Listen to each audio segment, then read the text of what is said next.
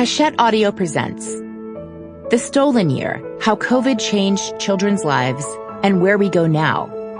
Written and read by Anya Kamenetz.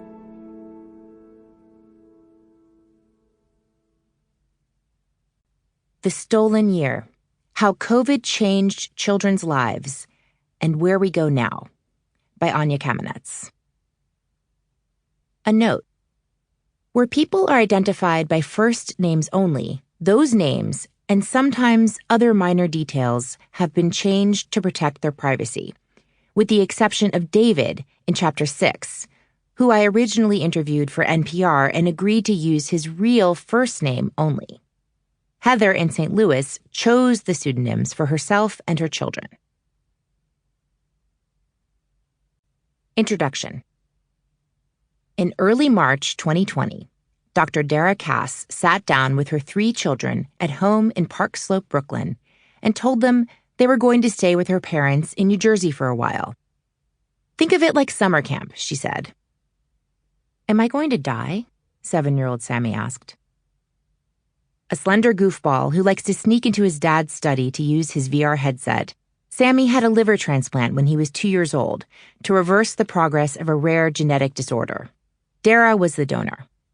He still has a compromised immune system, still takes meds daily. It's not so unusual for him to ask whether something could kill him. Sammy talks about his mortality, not all the time, but he does understand that his life is, in some way, precious, his mother says.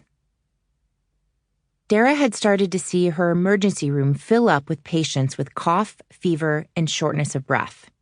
She'd also seen the preliminary data from China, showing how easily the novel coronavirus spread within households. Dark-haired, short, and straight to the point, Dara chose other people's worst-case scenarios to be her everyday routine. She doesn't find it helpful to dwell on feelings. She's a problem solver. She has the knowledge and research skills to fuel endless cycles of anxiety and planning, so she tries to avoid spiraling. "My rabbit holes are deep," she says, "but they're not frequent because I go places people don't even know." But with a looming global pandemic, she had no choice. I started playing a game in my mind. How do you quarantine your family from you if you're positive or even exposed? And I started thinking about the floors of my house and the rooms and the bathrooms, and most specifically, I want to protect my youngest. Dara decided the safest course of action was to quarantine her children with her parents in New Jersey for a few weeks, while she continued to work. Sample complete. Ready to continue?